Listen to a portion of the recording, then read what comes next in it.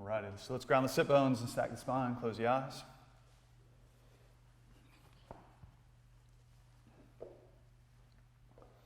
Unmute everybody for the Om. So we're unmuted. Yeah, I'm unmuting you all for the Om. Alright. So let's begin by breathing together. Take a long inhale. And a long exhale.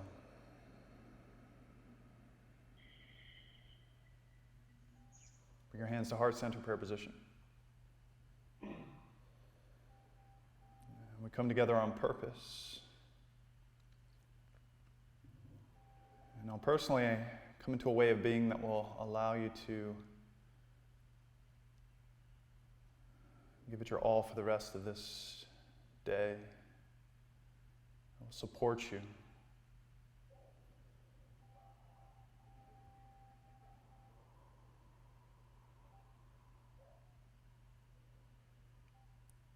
And we'll seal that intention, one sound of peace, one Om. Take a big inhale.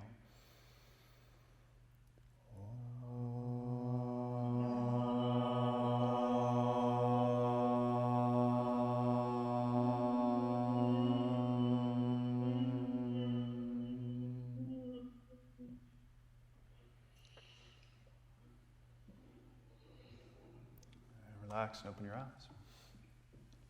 It's funny how Zoom works, guys. I think whoever's the loudest at the moment, it pops them in. And so we're all, as we do the Om, at some point one of you is going to be louder than the other. And so it's like,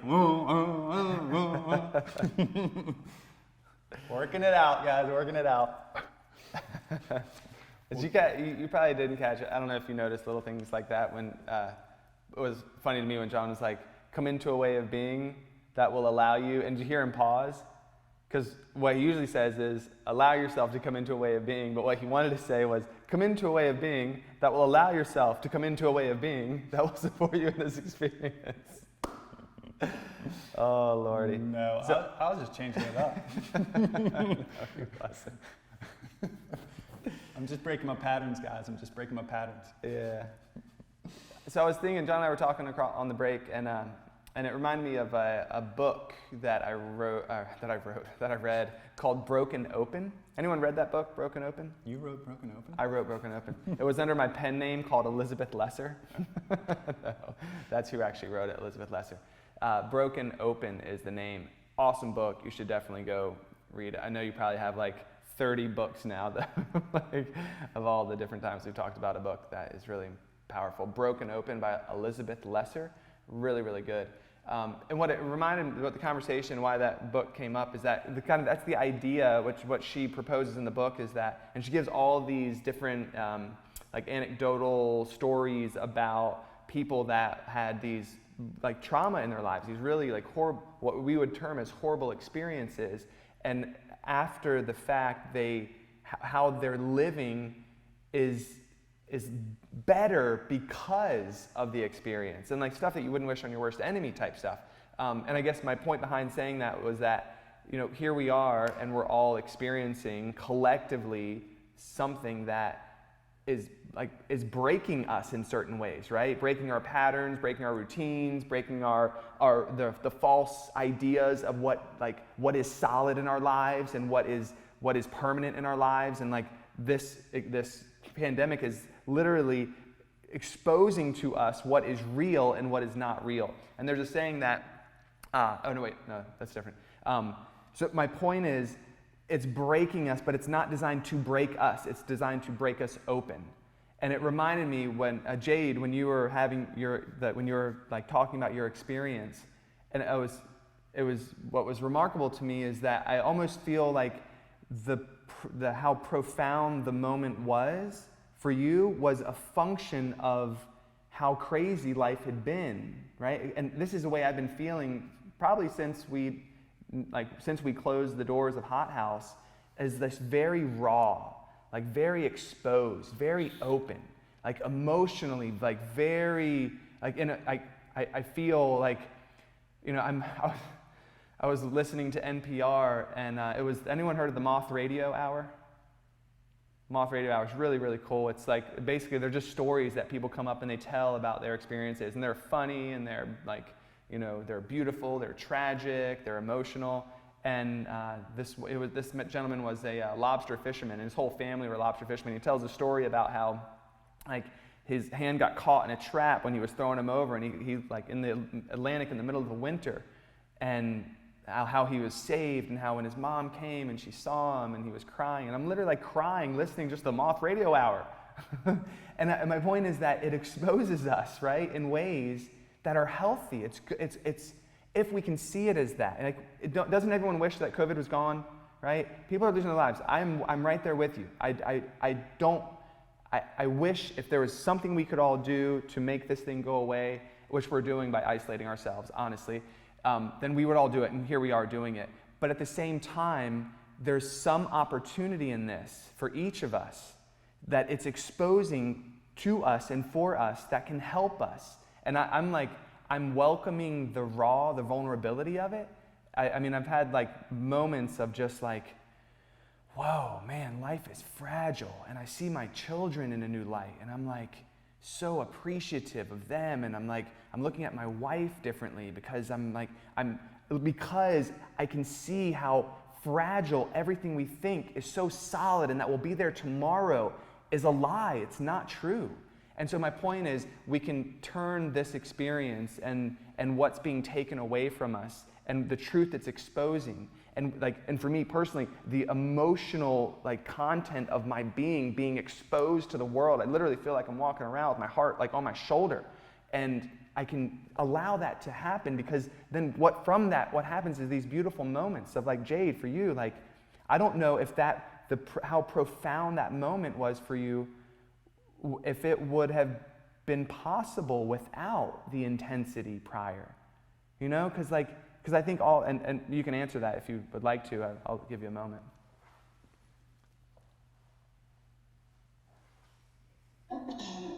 In the beginning, when we were talking about, when something like this happens, you have this array of emotions. And really, for the first 40 days, I'm jamming, I'm keeping a schedule, got the kids on a schedule.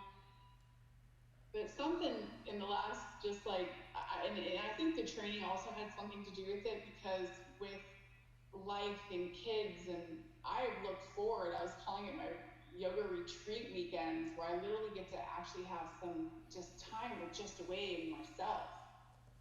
And when we were setting up for doing the yoga practice, I noticed, I was like, did my husband feed the kids? Where are they going? He said he let my son ride around the block or run by himself. And and I'm like, there's nobody working. What if there's crazy? I mean, I went to all these different places, and so I was trying to be present on my mat. It brings yourself constantly back, trying to have a normalcy, and the word I'm looking for, just balance. And with this COVID-19, it's like I don't see an end to it. Where is the end? Because this is global. So America and the United States can do all this to get back on track and to lessen it. But then you have these other countries that just may not have what we have, and we might see death, beyond anything I've ever seen in my lifetime.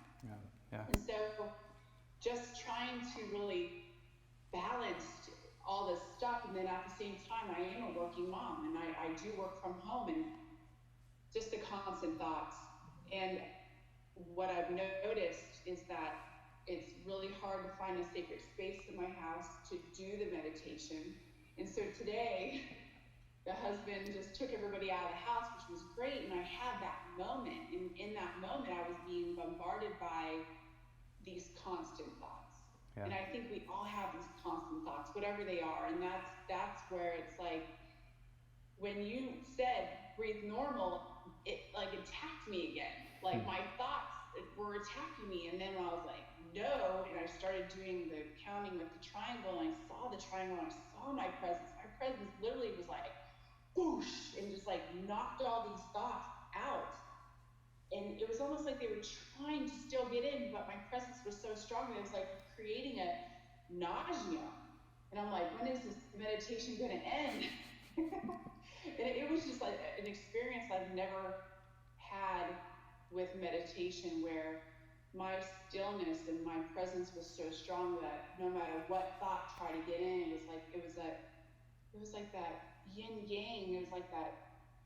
It had me shaking that even afterwards I went out back just to sit, to listen to the birds and try to just still be with it and centered all at the same time. I mean, it was very powerful. Yeah. Like, and then I thought, well, should I share that? Should I not share that? And I'm thinking, that's something that was profound for me, but I need to share that, because it's like if somebody else could just break away from these thoughts that just, you know, it's like, we've studied it now, and I've known about it, where it's like these habitual patterns that we have, and they go back starting when we were just kids, where I feel like what just happened was that by stillness, my presence broke something finally. I like prayed for those thoughts to just cease. And when it did, it physically made me ill.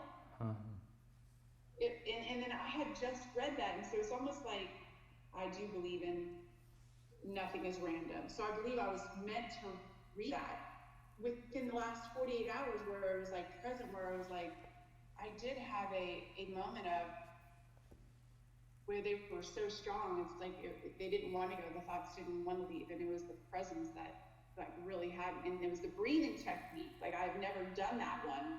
Yeah. So yeah, having these trying different meditations really,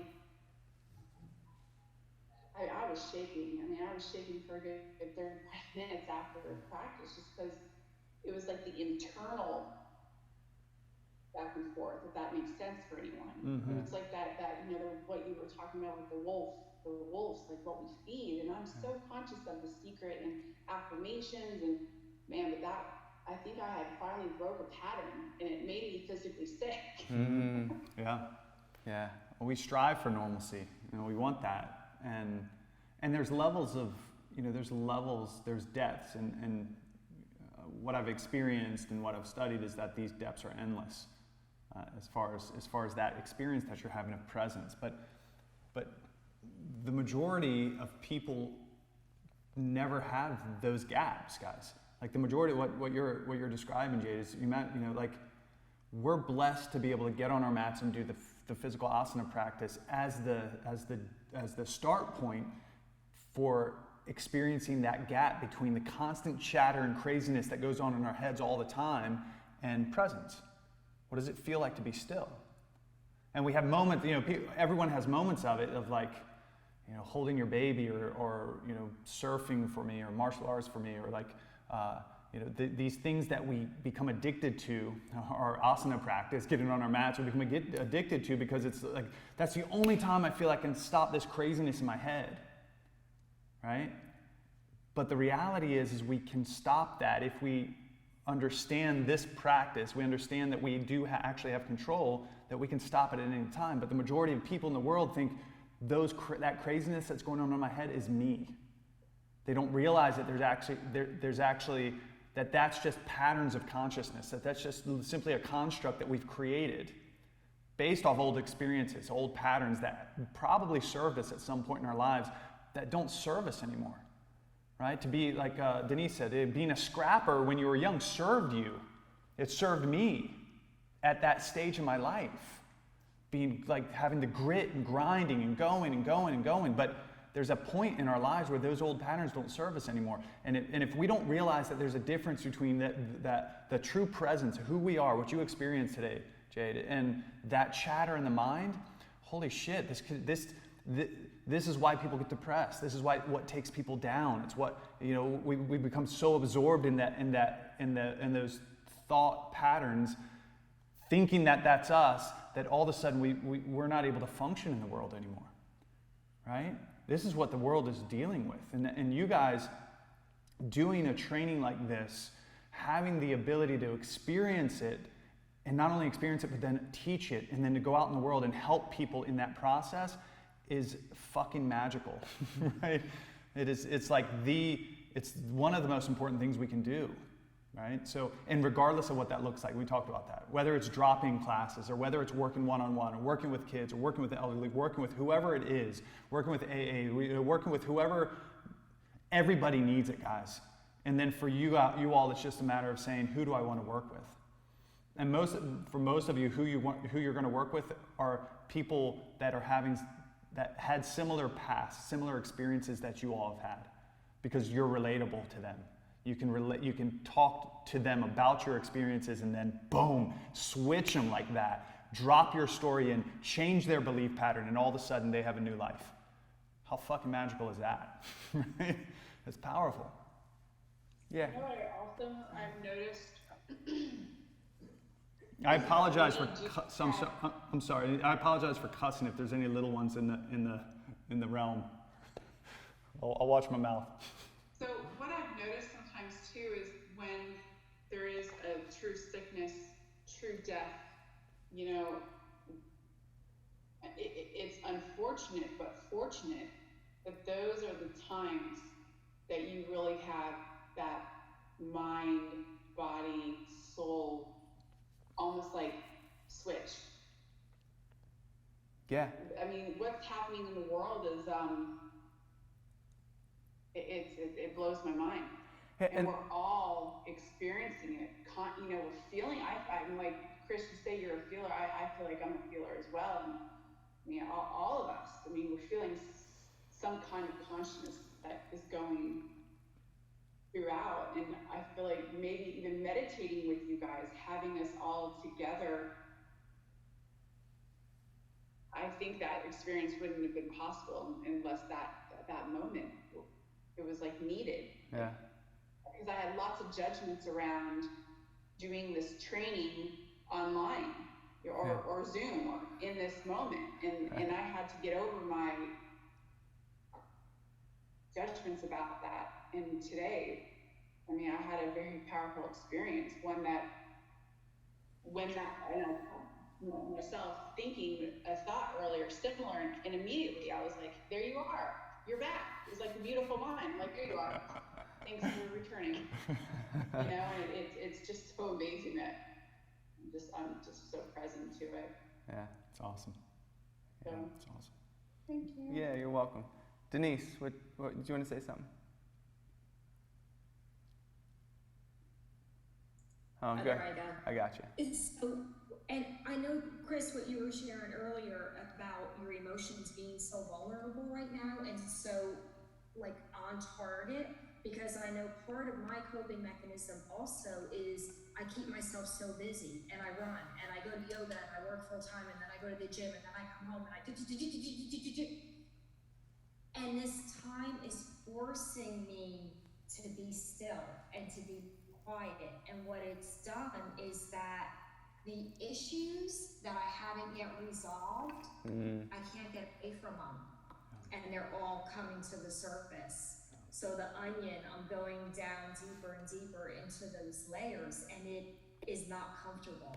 Yeah. And I go from loving this time and loving slowing down and being able to, you know, not run at that pace, to looking at these things and then scaring the hell out of me. And when we were on break, you know, I was like, oh my God, I can't believe I put it all out there like that. Like, what was I thinking? I just told the world my deepest secrets. And, you know, it was because unless I allow myself to be vulnerable, and unless I stop judging myself and carrying that shame around myself, then I can't help anybody else. Yeah. And when we were talking about planting that seed and not getting the immediate gratification, people are coming to me from a seed I planted one in Costa Rica, and it's real. And I planted one a year ago or 2 years ago, and it's just, but with her, there's such a safety in this group that as soon as I saw all of your faces, immediately my heart just started to open, and like I kind of welled up when we first all sat down and I was looking at everybody, and my heart, I started getting a little, welling up, and just there was some safety and the immersion, the 5-day immersion you guys just did, and everybody pouring their hearts out on Facebook, putting our stories out there on Facebook. So awesome. Like, it's not, it takes the power away from the negative story, like you guys say, the secret, and everything is just like, Yeah. so, the emotions are like right On the surface. Yeah, they're being pulled out. And here's the thank you for sharing that, Jade, and for also Denise. This is the point really of this whole, that why I wanted to bring it up is that what you feel is your issue is the opportunity. Don't run away from it. What you're feeling is, and if it's unrest, if it's unsettling, don't look away from it. Look at it and deal with it, because this is like, so these patterns that we talk about psychologically are energetic patterns, right? You can talk about it in relationship to the chakras. And when energy gets stuck, when a pattern gets stuck, it revolves inside of us until a situation comes up, a circumstance comes up that triggers it, and all of a sudden we don't want to look at it, and so we look away from it. We run away from it. And then all of a sudden it goes back and it circulates, another situation comes up, boom. So the very thing we're saying, I wish that wasn't happening, is the very thing that needs to happen for us to actually process, deal with it, and let it go. And so this is like the bigger, why I wanted to say this is like, what's happening for all of us is an opportunity for us to be broken open, to allow those things that have been holding us back, that have been vexing us, that these past issues, they're coming up because they're being forced up by a situation we would have never chosen. But here's the opportunity to see it, to look at it for what it is, to recognize that's not me, and then to move on, to process it, to let it go, and move on with our lives. This is, so my invitation is, we're all dealing with it. We all feel vulnerable on some level. Some of our lives have been totally twisted and turned upside down and shaken out. And there's an opportunity in that to see what's real and to deal with the things that have been holding us back, or just to process emotion that's been inside of us that needs to be processed, to deal with it on a level that it won't hold us back and it'll stop circulating inside of us. Because that's the idea.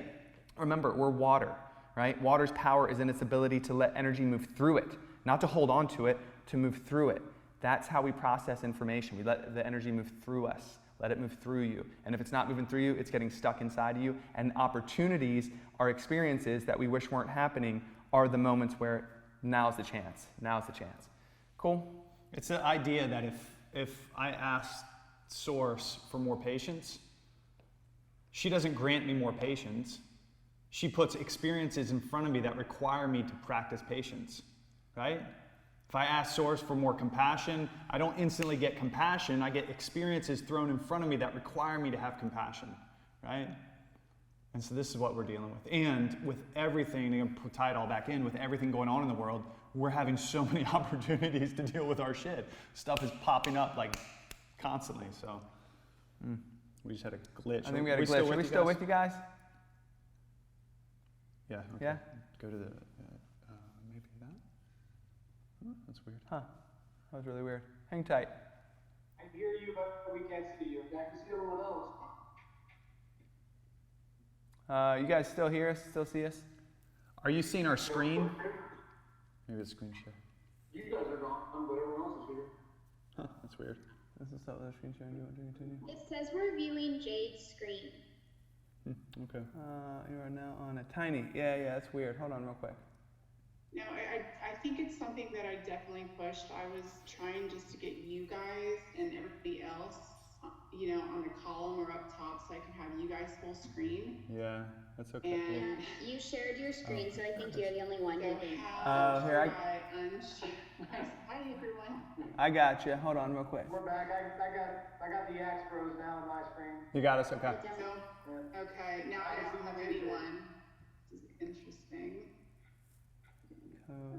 Now I have Ben. Do you guys know how I just get you guys? I got you. back? Hold on real quick. We're back on as far as our side of it. Are we back on as far as you guys are concerned? Yes. Cool.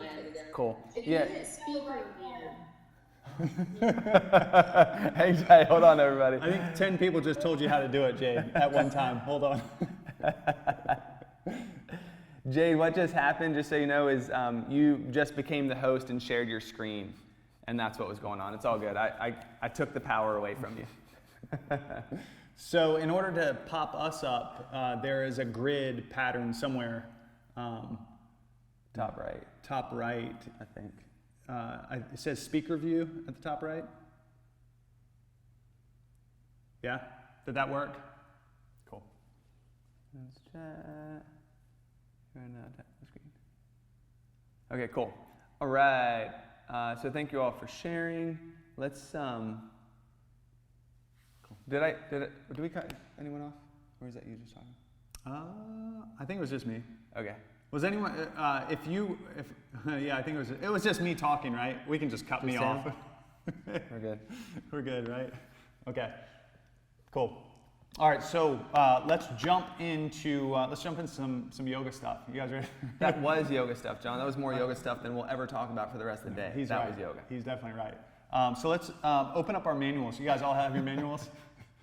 This digital thing, this virtual thing is so weird.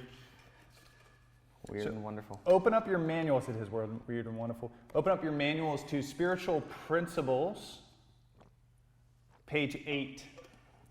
Spiritual Principles, page 8.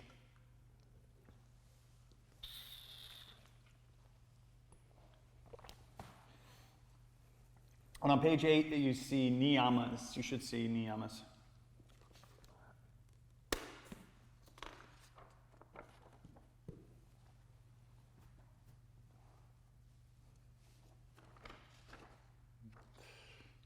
Okay. So, we're going to cover niyamas. Should be a pretty quick discussion, I think.